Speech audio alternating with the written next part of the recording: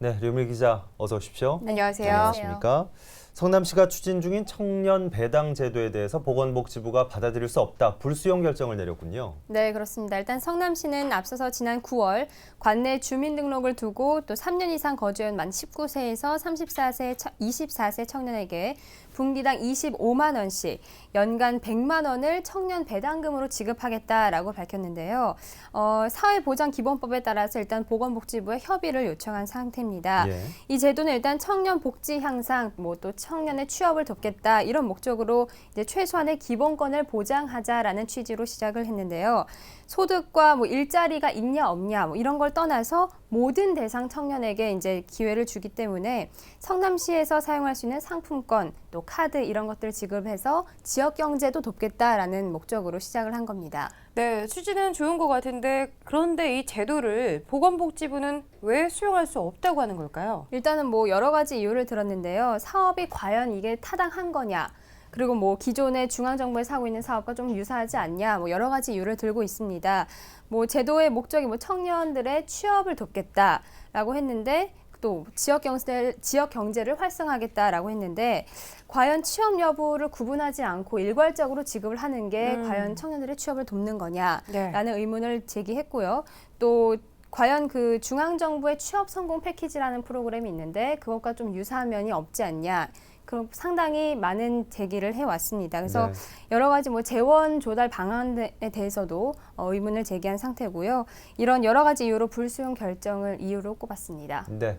그럼 이 제도가 이제 어떻게 되는 겁니까? 일단은 정부라든지 지방자치단체에서 사회보장 제도를 새로 신설을 하거나 아니면 이제 개설을 할 때, 변경을 할 때 복지부랑 협의를 하도록 하는 제도가 있습니다. 지자체 사회보장제도 신설 변경 협의 제도가 있는데요. 예. 네. 만약에 성남시가 복지부 결정에 따르지 않는다라고 한다면 이 국무총리에 주재하는 사회보장위원회에서 다시 논의를 해야 합니다.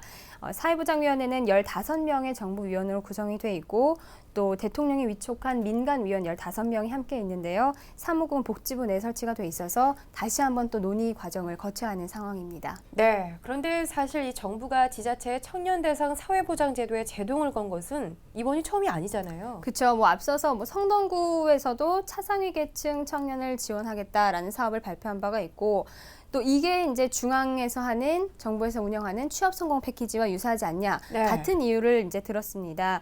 또 서울시에서는 내년부터 정기소득이 없는 미취업자, 사회활동 의지를 갖춘 청년들에게 이제 최장 6개월 동안 교육비라든지 아니면 식비 같은 거, 교통비를 월 50만 원을 지급하는 이 청년 수당을 발표를 했지만 아직까지는 복지부와 갈등 상태에 있습니다. 네. 네.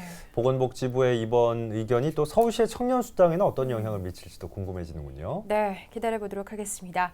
자, 다음은 수도권에서 서울로 출퇴근하시는 분들이 반길 만한 소식입니다. 이 서울과 경기도 화성시, 동탄 2신도시, 또 인천 청라국제도시 등을 잇는 광역 급행버스가 신설된다고요? 네, 그렇습니다. 일단 M버스라고 하는데요. 수도권이라든지 도심을 잇는 버스입니다. 이렇게 빠른 출퇴근을 위해서 4개 지점만 이제 정차를 하고서 고속도로라든지 아니면 간선도로를 이용해서 운행하는 버스인데요. 네. 이렇게 수도권과 서울을 오가는 광역 급행버스, 이 M버스의 4개 노선이 새로 신설됩니다. 일단 국토교통부는 고양 능곡에서 서울역, 또 인천 청라에서 서초 양재 꽃시장, 화성 동탄 이신도시에서 서울역, 또 강남역 이렇게 4개 노선을 신설하기로 하고 사업자 공모를 새로 이제 시작을 했는데요. 네. 운행은 내년 봄부터 이제 진행될 예정입니다. 그래서 신설되는 노선은 각 지방자치단체 건의를 통해서 기존에 이제 운행됐던 광역버스 노선이라든지 아니면 교통 혼잡도 이런 것들을 고려를 해서 지난달 30일 국토부 노선조정위원회 심의를 거쳐서 확정이 된 상태입니다. 네. 네. 이제 노선은 이렇게 확정이 됐고 사업자는 어떻게 결정됩니까? 일단은 사업자를 선정하는 위원회가 따로 있습니다. 그래서 교수라든지 교통 전문가, 시민단체에서 추천한 후보자들을 이 사업 선정 위원회에서 이제 사업을 과연 잘 할 수 있는가를 토대로 선정을 하게 되는데요. 접수는 돌아오는 월요일 14일부터 이번 달 말일까지인 31일까지 진행이 됩니다. 자격이라든지 방법 같은 거는 국토부 홈페이지에서 확인할 수 있습니다. 네, 아까 전에 봄부터 운영을 할 거다라고 말씀을 해주셨는데 실제로 어떤 과정을 거쳐서 시민들은 정확히 언제부터 노선 이용할 수 있을까요? 네, 뭐 일단은 국토부는 내년 1월까지 사업자 선정을 마친다고 얘기를 했고요. 네. 또 여러 가지 준비 과정을 거쳐서 한 3, 4월 정도면은 이용할 수 있지 않을까라고 이제 얘기를 하고 있습니다. 예, 네. 이번에 이렇게 신설되는 노선으로 출퇴근 시간의 혼잡함이 좀 덜어졌으면 좋겠습니다. 네. 자, 다음은 고속도로 통행료가 오른다는 소식입니다. 서울에서 부산까지 고속도로 통행료가 지금보다 1,300원 오른다고요. 네, 그렇습니다. 이제 국토교통부에서 고속도로 통행료 조정안을 발표를 했습니다. 뭐 최근 3년간 물가 상승률을 감안해서 네. 이제 발표했다고 하는데요. 인상된 통행료 오는 29일 0시부터 이 고속도로 요금소를 진출하는 차량부터 적용이 됩니다. 뭐 승용차를 기준으로 하면은 서울 부산 구간 18,800원에서 21,100원으로 올라서 통행료 2만 원 시대가 드디어 열렸습니다. 네. 뭐 반가워하시는 분들은 없겠지만 일단은 중요한 정보인 것 같은데요. 서울과 광주 또 서울 강릉 구간도 15,300원 또 1,700원으로 각각 인상이 됐습니다.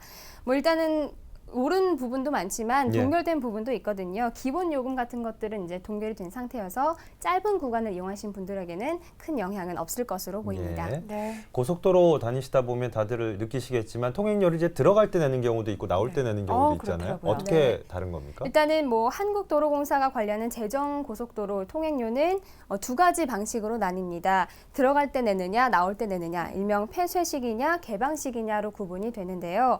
폐쇄식은 요금소를 나올 때 통행료를 내고 개방식은 들어갈 때 내는 방식입니다. 그래서 폐쇄식 같은 경우는 기본 요금 900원에 1km당 주행 요금을 더하게 돼서 이제 요금이 나오게 되고 예. 개방식은 기본 요금 720원에서 아. 요금소에서 첫 나들목까지 그 주행 요금을 합산해서 이제 정해지는 겁니다. 네. 그럼 구체적으로 요금이 어떻게 오르게 되는 건가요? 네, 일단은 뭐 일종 승용차 기준으로 했을 때요. 현재 41.1원 1km당 주행 요금이 이제 7% 올라서 44.3원으로 오르게 됩니다. 네. 뭐 예를 들어서 서울요금소를 기준으로 하면은 오산 요금소까지 이 경부고속도로 통행료는 현재 2,500원에서 2,600원으로 100원 정도 오르고요.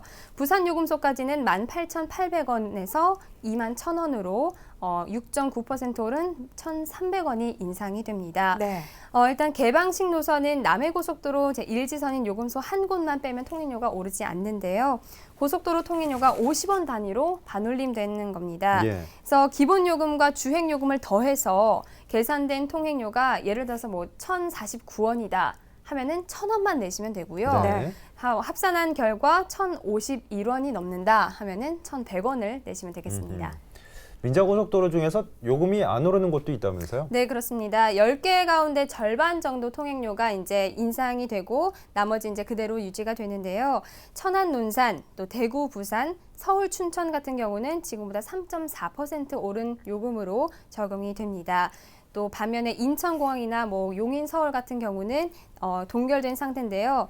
그 이유로서는 뭐 최근에 뭐 자금 제조달을 통해서 요금을 그 통행료를 인하를 했기 때문에 네. 조정 대상에서 제외됐다고 밝혔습니다. 네, 류미리 기자가 아주 자세히 설명해 줬는데요. 앞서 전해드린 것처럼 오는 29일 0시부터 이 고속도로 요금소를 빠져나가는 시점으로 기준으로 적용이 된다고 하니까요.